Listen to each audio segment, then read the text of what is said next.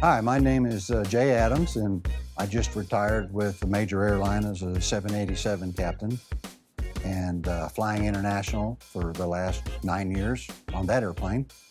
And we've been involved in aviation since I've been probably 9 or 10 years old, from building model airplanes to when I was 16, my uncle had a crop dusting service, and we went to spend a lot of time with him, so I started working on airplanes and flying them, and then went in the Air Force for 8 years. And when I got out of the Air Force, I went to Dallas for a short while, where I was hired by a major airline that was based here in Houston.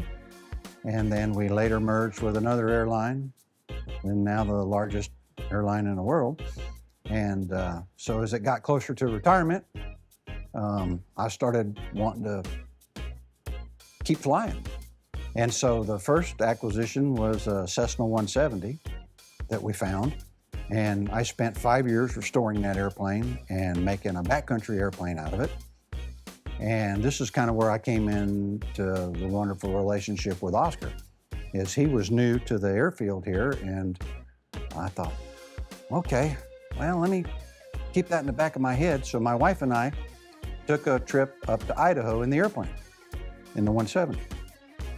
And about a day into the trip of flying 3 hours a day, our backs were hurting and our rear end was hurting, and we got, we have to do something with this.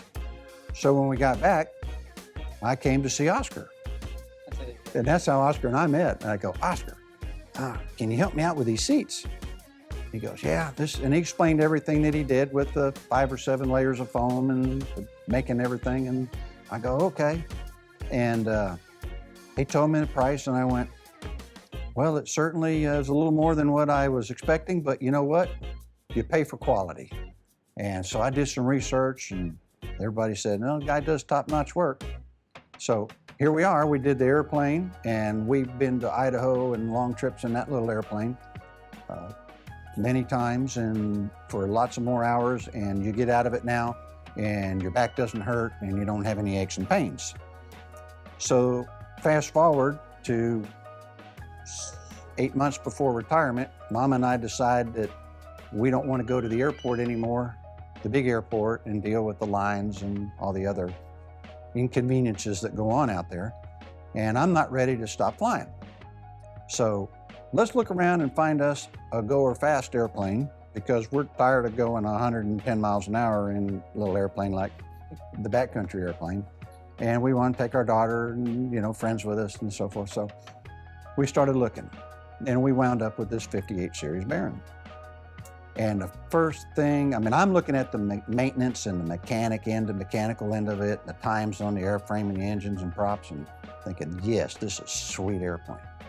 And I was fine with the 1979 interior that, believe me, was not bad for 1979, because this thing was a true timepiece. And so Mama took a look at it, and she goes, I don't think so. We're gonna have to put a new interior in the airplane. I go, okay, I'll go see Oscar. So I did. I made you happy. Yeah, I did. I went, okay. So I went to see Oscar, and what you see is what we have now. And I have to tell you, I've been in suspense and working with Oscar, who was an amazing individual to work with, and your whole family is just lovely. And one of the things I like about it is your family environment and how everybody works together, and everybody treats everybody like they want to be treated. And that's rule number one. And the quality of your work. And I'm a meticulous person when it comes to things, because I do a lot of maintenance and woodworking and metalworking and stuff, and I like everything to be just so. And Lord have mercy. And he kept me in suspense. He'd stick that thing back over there in the corner and wouldn't let me see it, and I'd be like eyeballing it and trying to see it. It's like, and I'd come in unsuspectedly, and he'd come running across the shop and head me off at the door. So it was a good time. Yeah, I enjoyed it. pickle. I don't know how he has time to do what he does out there and call people back, because I'm sure it drives him crazy when you got half a dozen other airplanes in that shop out there, and you got people that don't quite understand time and being spread thin and understand mechanics and upholstery and what it takes to do that sort of stuff. And everybody thinks it's all about them. So I don't know, you're an amazing amount of patience. But no, every time I called him, which wasn't that many times, what, half dozen times or so, and it was mainly things that I had conjured up in my own mind. Oh, what about this or what about that? And he already had it under control.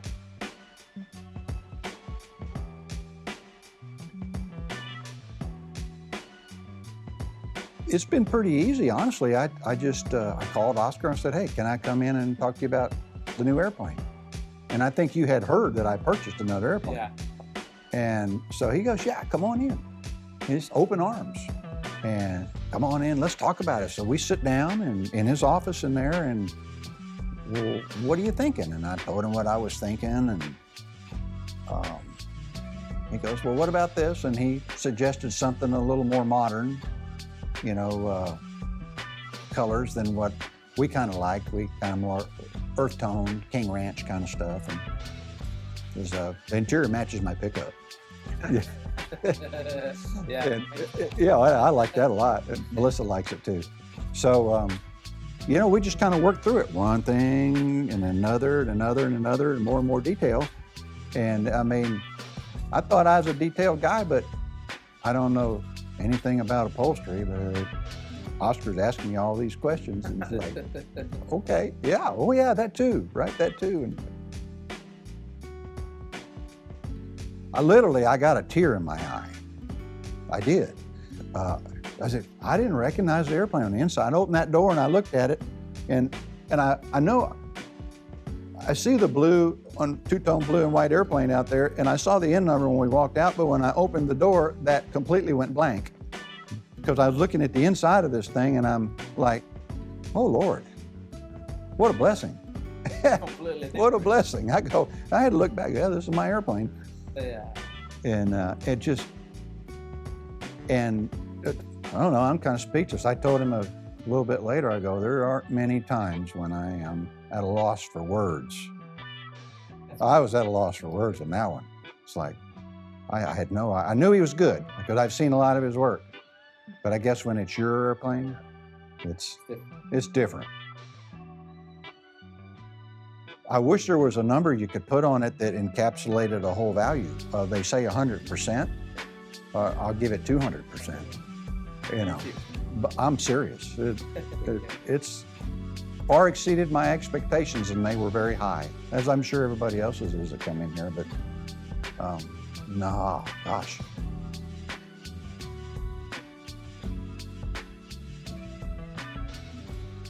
You ready? Do we get to do this?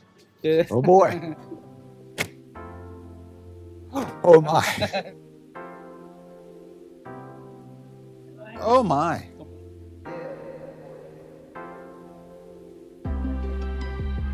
I had to look, make sure this was my airplane. Oh my goodness. Look at that. It feels so Wow. Man, I knew you're good, Oscar, but this is over the top, dude. Thank you. This is over the top. Lord, have mercy. Oh, well, get up in there and have a seat. See how you like it. There are no better seats in the world. It's stitching around the windows. Okay, I'm going to close you guys up because I want to go see the business end of this thing. Man, Oscar, this is amazing. I still can't believe this is my airplane. Holy cow. Holy cow. Holy cow. Man. Oscar is sitting up a little bit higher too. good. Yeah. Blast it up higher? Yeah. So I always have to bring a pillow. Oh yeah. See, I'm usually down about like this down here, but I can actually see the nose of the airplane now. How wonderful. Yeah. Thank you. Pleasure. You have made a dream come true for me. That's great. That's great. Anybody that is contemplating having a new interior put in an airplane, there is no better place than this. There might be bigger hangars and fancier hangars and more people, but you're not going to find a better shop that takes the time, has the quality, and here's the key word, craftsmanship. A lot of people don't know what that word means, but I do. That's craftsmanship.